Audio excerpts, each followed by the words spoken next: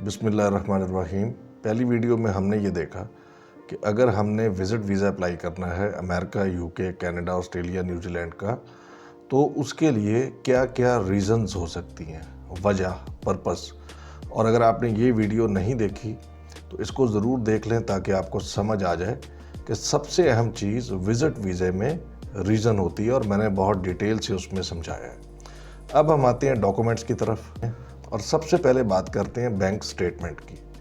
ये जितनी कहानियाँ कंसल्टेंट्स ने और यूट्यूबर्स ने फैलाई हुई हैं कि आपकी बैंक स्टेटमेंट ऐसे होनी चाहिए, ऐसे होनी चाहिए, इसको जेन्युइन होना चाहिए, जेन्युइन दिखना चाहिए, बेशक ये जेन्युइन ना हो, इसको ऑर्गेनिक होना चाहिए, ऑर्गेनिक मीन नेचुरल लगना चाहिए।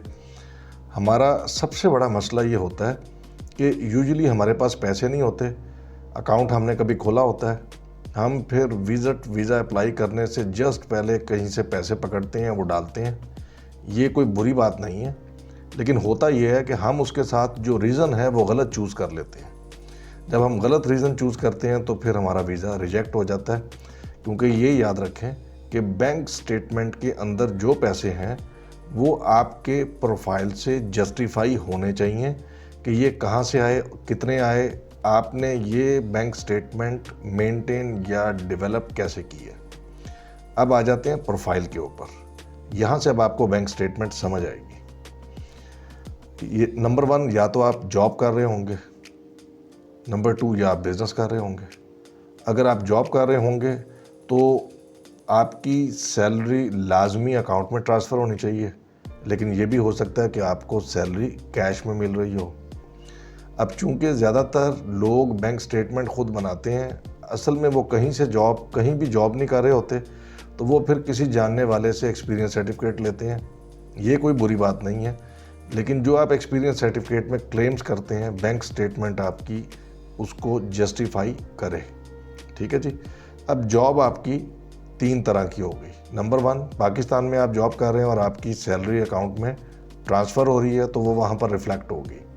नंबर 2 ये हो सकता है कि आप जॉब करते हैं लेकिन आप कैश पे ट्रांजैक्शन कर रहे हैं, तो कैश को जस्टिफाई किया जा सकता है, लेकिन उसकी जस्टिफिकेशन अगेन फिर वही बात है कि रीज़न के साथ मैच करनी पड़ती है। हर रीज़न के साथ आपका जो कैश प्रोफाइल होता है या जो कैश आपका सैलरी होती है, जिसको फिर आप बैंक स्टेटमेंट में रिफ्लेक्ट कर दें, उसको जस्टिफाई करवाना इतना ईजी नहीं होता। तीसरा ये तरीका हो सकता है कि आप कोई फ्रीलांसिंग का काम कर रहे हैं ऑनलाइन। फ्रीलांसिंग का काम आपका बिजनेस में भी आ सकता है, जॉब में भी आ सकता है। तो किसी इंटरनेशनल प्लेटफॉर्म पर, जैसे अपवर्क है, फाइवर है, पीपल पर आवर है, बहुत सारे ऐसे प्लेटफॉर्म हैं, आप किसी इंटरनेशनल कंपनी के साथ लिंक्ड हैं, वहाँ पर अपनी सर्विसेज दे रहे हैं, वो पैसे हमेशा आपके चूंकि अकाउंट में आते हैं एज अ फॉरेन रेमिटेंस। तो वो अगर आपकी बैंक स्टेटमेंट है तो वो बहुत ही अच्छी बैंक स्टेटमेंट होती है, चाहे वो बिज़नेस के लिए हो या जॉब के लिए हो। और बैंक स्टेटमेंट से मुतल्लिक एक चीज़ ये बता दूं कि अगर आप ये समझते हैं कि आपने डेबिट क्रेडिट कर लिया तो आपकी बैंक स्टेटमेंट तैयार हो गई, तो सिर्फ डेबिट क्रेडिट यानी कि बैंक में पैसे डलवाना निकलवाना, ये एक साइकिल होता है जिसको हम चलाते हैं, जिससे हम अपना ट्रांजैक्शनल वॉल्यूम शो करते हैं कि हमने कितना यहाँ पर ट्रांजैक्शन की है, जिससे हम ये शो कर सकें कि हमारा बिज़नेस जो है या जो हमारे पास एक वेल्थ लेवल है वो अच्छा है। तो सिर्फ ये सफिशेंट नहीं है, इसमें और बहुत सारी चीज़ें। और आखिर में सबसे इम्पॉर्टेंट चीज़ है आपकी रीज़न। और आखिरी बात ये है, मैं बैंक स्टेटमेंट के अंदर ही बताता जाऊँ कि जब आप वीज़ा अप्लाई करते हैं किसी भी कंट्री का, तो वो आपसे ये पूछता है कि ये जो ट्रिप है ये आपने खुद फाइनेंस करना है या कोई और इसको फाइनेंस करेगा।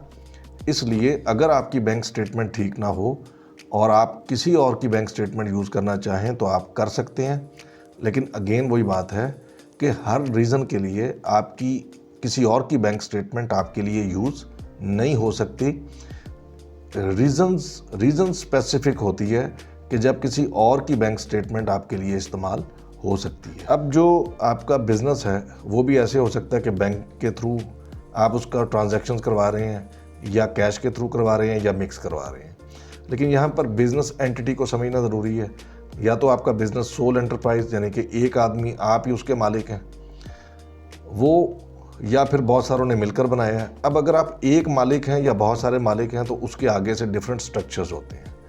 नंबर 1 ये होता है कि आपने चैम्बर ऑफ कॉमर्स के पास रजिस्ट्रेशन करवा दी, उसकी टैक्स अथॉरिटीज़ के पास उसकी रजिस्ट्रेशन करवा दी, या तीसरा तरीका ये होता है कि आपने उसकी रजिस्ट्रेशन कंपनी ऑर्डिनेंस के तहत एज ए कंपनी उसको रजिस्टर करवा दिया।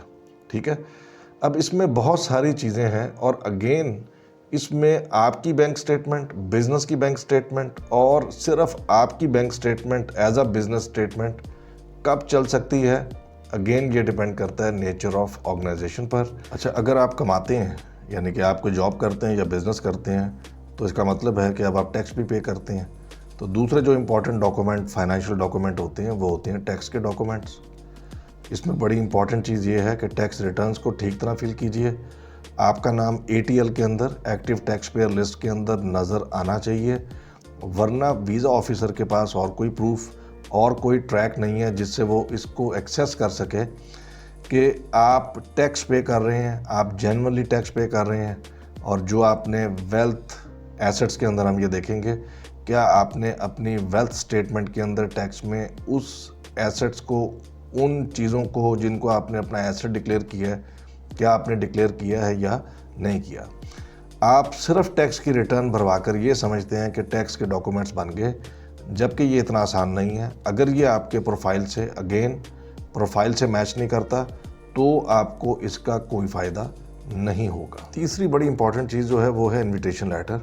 इनविटेशन लेटर आपका किसी फैमिली मेम्बर की तरफ से आ सकता है, इनविटेशन लेटर आपके किसी फ्रेंड की तरफ से आ सकता है, इनविटेशन लेटर आपका जो आप मीटिंग या कॉन्फ्रेंस या सेमिनार अटेंड करने जा रहे हैं, बिजनेस से रिलेटेड, रिसर्च से रिलेटेड, आपकी एजुकेशन से रिलेटेड, आपकी जॉब से रिलेटेड, वो आपका इनविटेशन लेटर वहाँ से आ सकता है। और इसी तरह से आप कोई इवेंट जो है ना वहाँ पर रिक्रिएशन के लिए जा रहे हैं, तो वहाँ पर जो इवेंट है वो आपको कोई टिकट भेजता है, कोई आपको इनविटेशन लेटर भेजता है, तो ये वाले इनविटेशन लेटर होते हैं। फैमिली और फ्रेंड का बता दूं कि ये डिपेंड करता है कि आप उस बंदे का क्या प्रोफाइल है जो आपको इनविटेशन लेटर भेज रहा है। और अगेन इस पर डिटेल डिस्कशन वेबिनार पर हो सकती है। इसके साथ ये इम्पॉर्टेंट है कि जो आप बिज़नेस इनविटेशन मंगवा रहे हैं किसी बिज़नेस से, किसी सेमिनार कॉन्फ्रेंस से, किसी इवेंट से, तो उसका जेन्युइन होना और उसका एथोराइज होना बहुत ज़रूरी है। अदरवाइज़ आपका इंटरनेट जाली इवेंट से और जाली बिजनेसेस से भरा पड़ा है और हमेशा गलती ये होती है कि आपको ये लगता है कि आपने उसे एक्सेस किया है, उसकी वेबसाइट बहुत अच्छी है, जबकि वो एक बिल्कुल फेक ऑर्गेनाइजेशन होती है।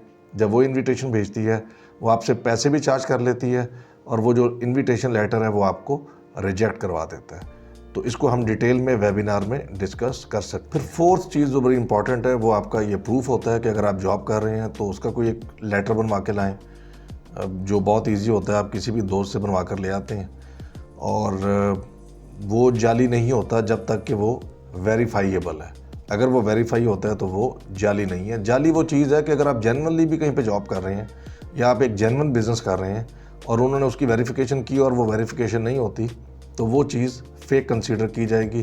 बेशक आप जॉब या बिज़नेस नहीं कर रहे, लेकिन जो आपने नंबर और ईमेल्स दिए वहाँ से वो वेरीफाई हो जाएगी तो उसको फेक कंसीडर नहीं किया जाएगा। तो ये इंपॉर्टेंट चीज़ है, इसकी भी तैयारी करके रखें। फिफ्थ बड़ी इंपॉर्टेंट चीज़ होती है आपकी ट्रैवल हिस्ट्री। इसके ऊपर रंग बिरंगे यूट्यूब और सोशल मीडिया भरा पड़ा है, कंसल्टेंट्स की रंग बिरंगी गुफ्तगू है।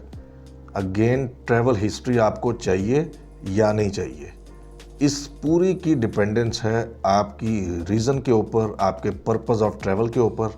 जितना कुछ पर्पसेस ऐसे हैं जिनके लिए आपको ट्रैवल हिस्ट्री नहीं चाहिए। फॉर एग्जांपल मैं एक आपको बता देता हूँ, अगर अपने आप भाई से अमेरिका, कनाडा, इंग्लैंड, ऑस्ट्रेलिया मिलने जा रहे हैं तो बेशक आपने कभी भी सफ़र नहीं किया तो भी उससे कोई फ़र्क नहीं पड़ता।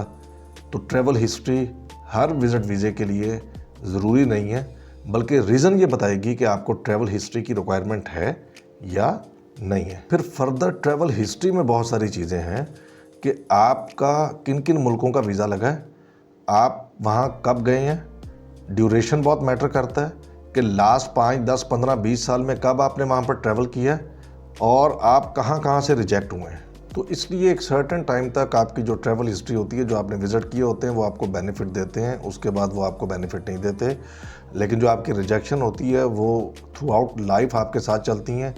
आपको उनको डिस्क्लोज करना और उनकी रीज़न देना कि बेसिकली वो रिजेक्ट क्यों हुए थे, वो बहुत ज़रूरी होता है। फिर एक मिथ है फ्रेश पासपोर्ट की कि फ़्रेश पासपोर्ट पे वीज़ा लग जाता है, फ्रेश पासपोर्ट पे वीज़ा नहीं लगता। ये मैं ट्रैवल हिस्ट्री में डिस्कस कर चुका हूँ। फ्रेश पासपोर्ट इंपॉर्टेंट नहीं है, रीज़न इंपॉर्टेंट है। अगर रीज़न ऐसी है तो फ्रेश पासपोर्ट पे भी वीज़ा लगेगा, अगर रीज़न ऐसी नहीं है तो फिर फ्रेश पासपोर्ट पे वीज़ा नहीं लगेगा। एक चीज़ बिल्कुल करने की कोशिश ना किया करें कि जब आप वीज़ा अप्लाई करते हैं और आपका पहला पासपोर्ट जो है ना वो एक्सपायर हो रहा होता है 1-2 ईयर्स के अंदर, तो आप जस्ट वीज़ा अप्लाई करने से 1-2-3 महीने पहले नया पासपोर्ट बनवाते हैं। ये आपकी मैलाफाइडी ऑफ इंटेंशंस को शो करता है कि आपकी नीयत ही ख़राब है। इसके साथ एसेट्स होते हैं, तो एसेट्स के डिस्क्लोज़ करने का एक तरीका तो ये, और यही सबसे इफ़ेक्टिव है कि वो आपके टैक्स के अंदर जो वेल्थ स्टेटमेंट है उसके अंदर शो रहा हो।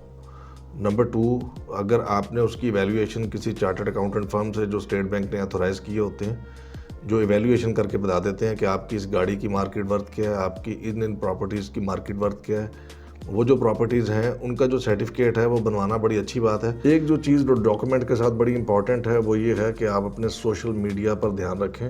सोशल मीडिया पर आप कुछ और होते हैं, जब आप वीज़ा अप्लाई करते हैं तो आप कुछ और होते हैं, जो डॉक्यूमेंट्स आप लगाते हैं वो उसमें आप बिल्कुल ही कुछ और होते हैं, तो रियल लाइफ में आप बिल्कुल ही कुछ और कर रहे होते हैं। तो आपस में ज़रा इनकी कोऑर्डिनेशन कर लें, क्योंकि अगर ये एक दूसरे के साथ यानी कि बिल्कुल सोशल मीडिया वो रिफ्लेक्ट नहीं करता जो आपने एप्लीकेशन दी है अपनी विज़िट वीज़े के लिए, तो फिर आपका केस वीक हो जाएगा। फिर वो आपसे आपकी फैमिली हिस्ट्री पूछता है।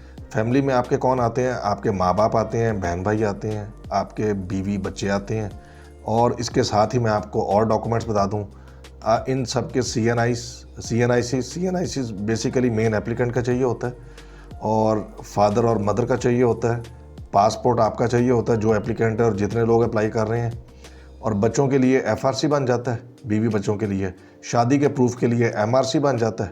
तो ये एक दिन के अंदर निकलने वाले डॉक्यूमेंट्स हैं, नहीं भी होंगे तो बन जाएंगे। लेकिन अगर आपने अपना निकाह रजिस्टर नहीं करवाया तो MRC नहीं निकलेगा।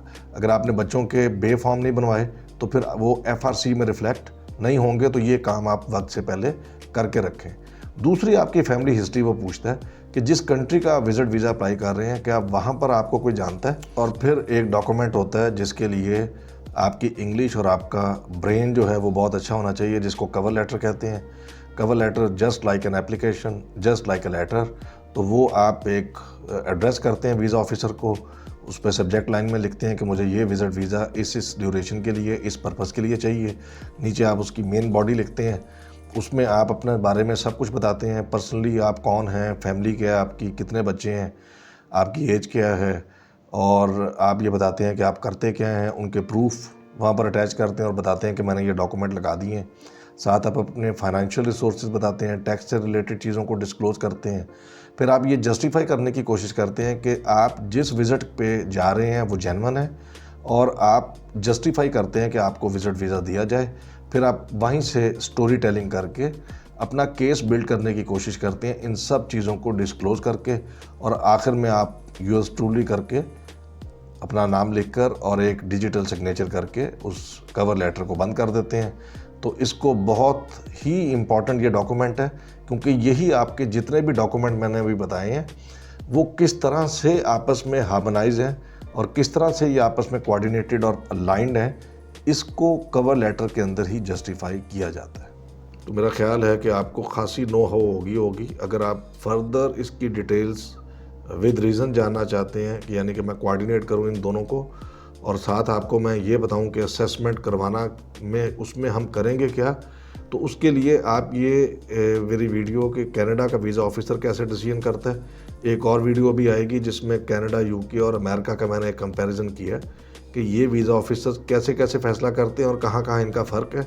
इन वीडियोस को देखें, ये मेरी रीज़न वाली वीडियो को देखें, इसको इकट्ठा करें और फिर कंबाइन करके देखें कि एक विज़िट वीज़े के लिए कितने फैक्टर्स हैं जिनको इनकॉर्पोरेट करना पड़ता है, चेक करना पड़ता है, एनालाइज करना पड़ता है। फिर जाकर हम ये फैसला करते हैं कि आपका केस वीक बनता है या स्ट्रॉन्ग बनता है। अगर वीक है तो इसको स्ट्रॉन्ग किस रीज़न से किया जा सकता है, क्योंकि आपके जो बाकी हालात हैं वो तब्दील नहीं होंगे, सिर्फ आपकी रीज़न है जिसको तब्दील करके सारा केस बदला जा सकता है। और ये रीज़न बदलना इतना आसान काम नहीं होता, इसी पर सारी एफर्ट लगती है। अगर आप ये ख़ुद कर सकें तो आप ख़ुद करें, वरना ये आप हमसे अप्लाई करवा सकते हैं।